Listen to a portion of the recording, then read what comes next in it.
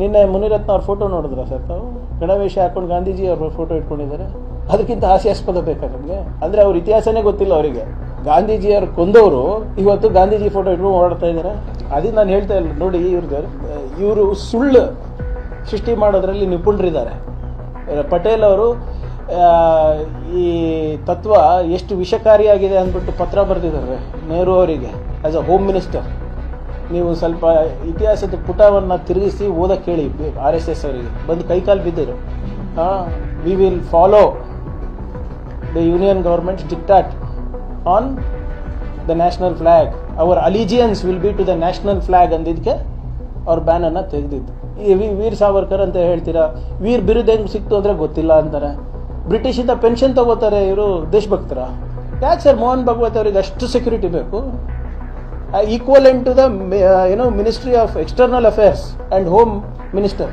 ನಾವು ಹೇಳ್ತಾ ಇದ್ದೀವಲ್ಲ ಸರ್, ಇದು ಸಂಘಟನೆ is the most secret organisation in the world.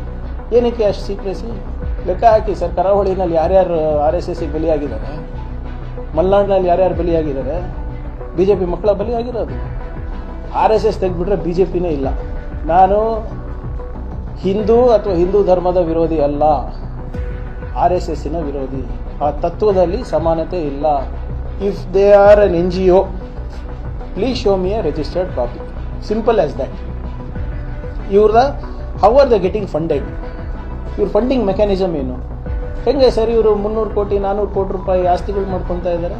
ವ್ಯವಸ್ಥೆಯಲ್ಲಿ ನಾವು ಸುಧಾರಣೆ ಕಾಣಬೇಕು, ಆರ್ಥಿಕವಾಗಿ ನಾವು ಪ್ರಗತಿ ಕಾಣಬೇಕು, ಸಮಾಜದಲ್ಲಿ ಸಮಾನತೆ ಬರಬೇಕು ಅಂದರೆ ಇಂಥ ಸಂಘಟನೆಗಳು ಸಮಾಜದಿಂದ ದೂರ ಇರಬೇಕು. ಸೊ ಅದರಿಂದ ಇವ್ರ ಇತಿಹಾಸನೇ ಗೊತ್ತಿಲ್ಲ. ಅವರ RSS ಅವರ ಇತಿಹಾಸದ ಪಾಠವನ್ನು ಹೇಳ್ಕೊಡ್ಬೇಕಂದ್ರೆ ನಾನು ರೆಡಿ ಇದ್ದೀನಿ ಅವರಿಗೆ. ಬನ್ನಿರಿ ಚರ್ಚೆಗೆ ಅಸೆಂಬ್ಲಿನಲ್ಲಿ ಅಂದರೆ ಬರೋದೇ ಇಲ್ಲ. ಇವ್ರು ಯಾರು? ಯಾವ ರೀತಿ ಇವರು ಲೈಂಗಿಕ ಕಿರುಕುಳ ಕೊಡ್ತಾರೆ RSSನವರು ಅಂತ. ಬೇರೆ ಥರ ಲೈಂಗಿಕ ಕಿರುಕುಳ ಕೊಡ್ತಾ ಇದ್ರಲ್ಲ RSS ಶಾಖೆಗಳಲ್ಲಿ. ಮದುವೆ ಮಾಡ್ಕೊಳ್ಳಿ ಅಧಿಕೃತವಾಗಿ. Hindutva should not stand on the ಮೀಕ್ legs of a cow ಅಂತ ಹೇಳ್ತಾರೆ, ಗೊತ್ತಾ?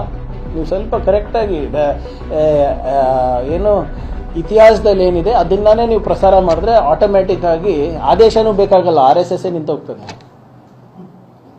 ಮೇಲ್ಗಡೆ ನಿಮ್ಮ ಬಾಸ್ಗಳಿಗೆ ಹೇಳಬೇಕು.